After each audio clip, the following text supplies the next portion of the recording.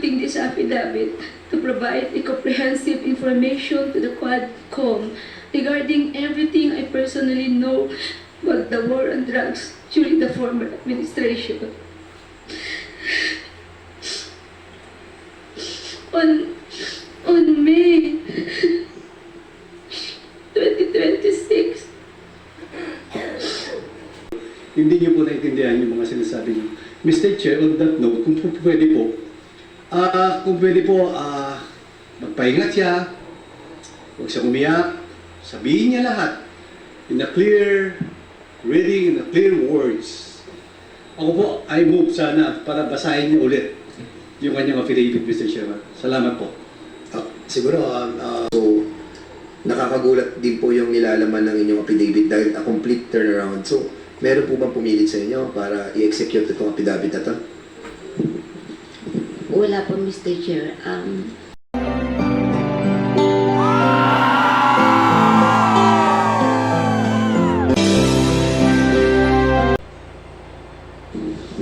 On September 12, 2024 and September 27, 2024, I was invited to serve as a resource person during the recent legislative inquiry conducted by the Joint Committee on Drugs. Can you put the mic a little bit closer to your mouth, please?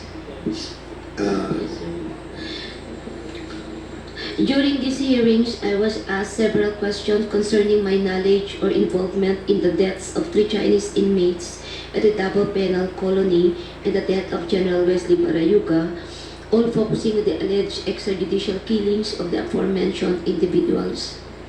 I was also questioned about my relationship with the former president, as well as my career as a police officer and my tenure as the GM of the Philippine Charity Sweepstakes Office.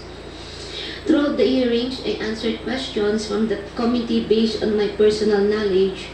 However, I did so with great apprehension as I recognized that my statements on national television could significantly endanger my life, the safety of my family, and others close to me.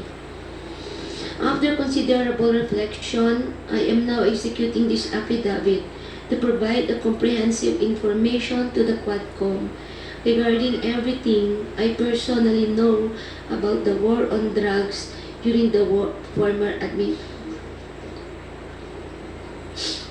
On May of 2016, I received a call from the then President Rodrigo Duterte at approximately 5 in the morning, instructing me to meet him at his residence in Doña Luisa, Davao City. I was already acquainted with then Mayor Duterte, having served as a station commander in one of the police stations in Davao during his tenure. During our meeting, he requested that I locate a PNP officer or operative who is a member of the Iglesia ni Cristo, indicating that he needed someone capable of implementing the war on drugs on a national scale, replicating the Davao model. The Davao model referred to the system involving payment and rewards. The Davao model involves 3 levels of payments of rewards. The first is the reward if the suspect is killed. Second is the funding of planned operations.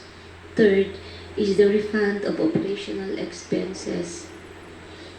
Initially, I informed the President that I was unaware of any individual with those qualifications, as I had not been assigned outside of Davao, nor had I served in a national capacity with the PNP. However, I recalled my upperclassman, Edilberto Leonardo, who was handling the Criminal Investigation Detection Group and was also a member of the Iglesia ni Cristo. I mentioned his name to the President. On the same day, a certain individual named Muking contacted me by the phone to request Leonardo's contact details, which I promptly provided. A week later, I learned from Arthur Narsolis via phone call that Leonardo had been summoned and was instructed to proceed to Royal Mandaya Hotel for a meeting. Leonardo informed me that he stayed at the hotel for 3 days, during which the President directed him to organize a task force similar to PAOTF. When Leonardo relayed this information and urged me to join the task force, I declined, citing my lack of experience in handling such operations. Leonardo subsequently informed me that he had prepared a proposal routed through Bongo outlining the task force operations, which would encompass Luzon, Visayas, and Mindanao. He also inquired if he and his classmates could have a courtesy call with the President through Bongo for a photo opportunity. Considering this, I thought it would be prudent also to invite my classmates, Bakay, Vilela, Grijaldo, Tuzon, and Dueñas, to join the courtesy call. The members of Class 97 and Class 96 of PNPA were accommodated in a separate room at the TPWH office in Panacan, Davao. The President did not enter our room, and I was unaware if he visited the room of Class 96. This is 96, sir, not 97. After the courtesy call, Leonardo informed me that the structure of the intended task force would undergo changes. In June of 2016, Leonardo was transferred from Manila to assume the position of the chief of the CIDG in Region 11. During the initial 3 months of this assignment, I facilitated all meetings between Leonardo and Bongo at Leonardo's request. Subsequently, they established direct communications. Leonardo informed me that he had recalled several trusted personnel, namely, I met Lester Berganyo, Romel Bactat, Rodel Serbo, Michael Palma, and Peter Parungo to serve as operatives for the task force. Notably, Romel Bactat, Rodel Serbo, and Michael Palma were all discharged as police officers. Romel Bactat and Romel Serbo, Michael Palma were all former police officers stationed at CITG 11 office. They were discharged from service on or about a year ago due to an operation that led to the killing of one individual. Lester Berganyo is a private citizen, while Peter Parungo was a former detainee in CIDG due to a charge of rape that has been cleared. Romel Bactat, Rodel Serbo, Michael Palma, and Peter Parungo were charged with the task force of collecting, verifying informations provided by police officers in the field concerning arrests or deaths of individuals named in the list of drug personalities, and creating a summary report. All of these reports would then be encoded, compiled by Lester Berganyo. The compilation is thereafter elevated to Leonardo, who will then decide what level the arrest or killing was and its corresponding reward. Rewards were only given for killings, while for arrests, only the funding of the co-plan and a refund for the expenses was given. I saw how this individual operated when I would visit the CIDG office in Region 11 to see my friend Lagot. He also conveyed to me that the task force would be structured differently, in that he submitted a document to Bongo detailing the task force operation, including an overview of the current drug landscape in the Philippines. I was also informed that the drug structure originated from Bucor, where numerous drug lords are currently incarcerated, and that it has 3 branches, Luzon, Visayas, and Mindanao, with Peter Lim involved in the Visayas region.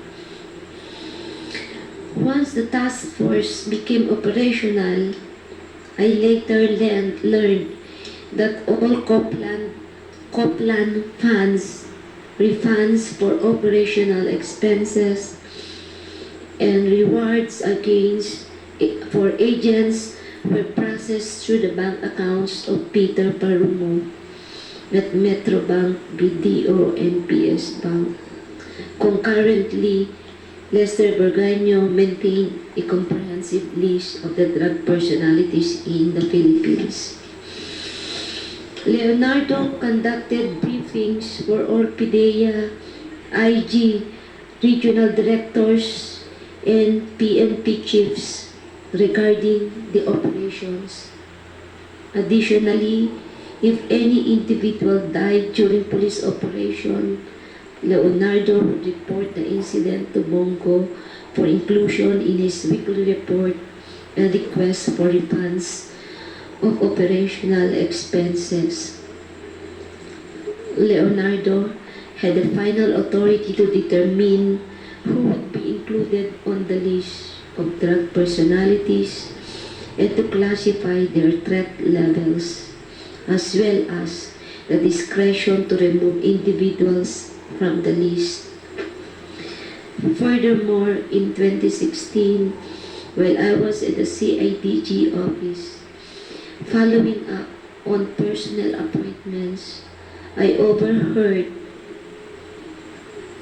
Superintendent Padilla of Bucor discussing drug activities at the Davao Penal Colony with Leonardo. Padilla specifically mentioned certain Bucor officers involved in the drug trade, notably mentioning an officer named Ginto, who was subsequently killed along with other Bucor members. These are the critical facts I personally know regarding the drug war of the previous administration.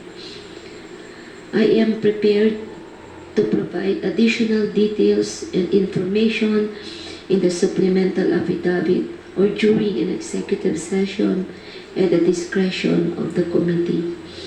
I affirm the truthfulness and accuracy of the above statement to assist in the investigation by the Joint Committee on Dangerous Drugs, Public Order and Safety, Human Rights, and Public Accounts of the Honorable House of Representatives, the Quadcom. Mr. Chair.